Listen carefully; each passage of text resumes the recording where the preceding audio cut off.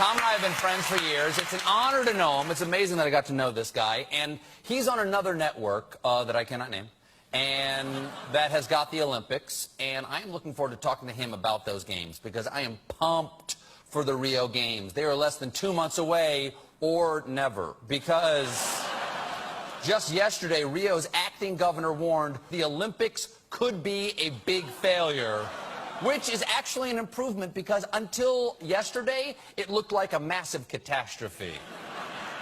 The Olympics are in real trouble. Many of the venues are still unfinished, possibly because more than $10 billion in construction contracts went to just 5 firms, all of which are currently under investigation for price fixing and kickbacks. This has already led to top executives being jailed or charged, though on the plus side for those executives, the prisons won't be completed until 2036. Plus,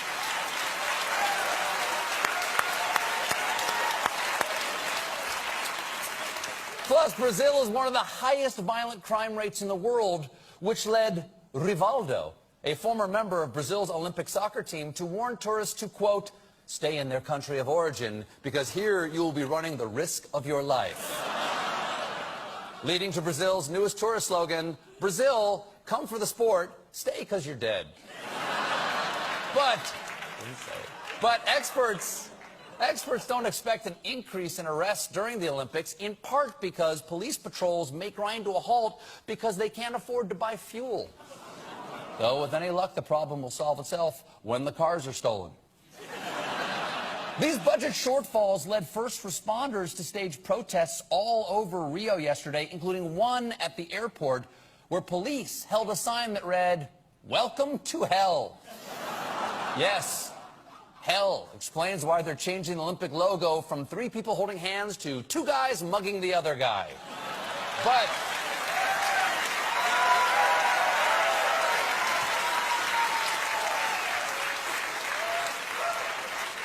But corruption and crime aren't the only things plaguing the Olympics. There's also actual plague, because fear over the Zika virus, which can cause birth defects, has led some athletes to stay home and others to take special precautions like freezing their sperm. What's going on in there? Don't open the door. I'm training for the Olympics.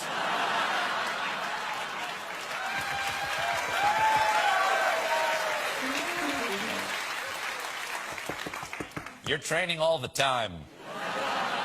Of course, athletes could always hide from mosquitoes underwater, but I wouldn't recommend Guanabara Bay, where the boating events will be held, because this is an actual photo of the race site. Now, okay, that doesn't look good, but on the bright side, if Brazil doesn't finish the athletes' dorms in time, I think that counts as a foldout. And it gets worse, because researchers just found drug-resistant superbacteria in the bay, leading one Brazilian professor to say, these bacteria should not be present in these waters. They should not be present in the sea. Now, I would say no, but I think in this case, quite the opposite is true. But it's not. I like that. I like that.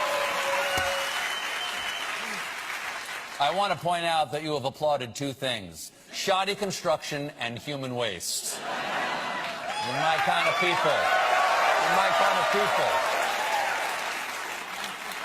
But it's not just humans whose lives are at risk in Rio, because recently a jaguar at an Olympic torch ceremony was shot after escaping from its handlers.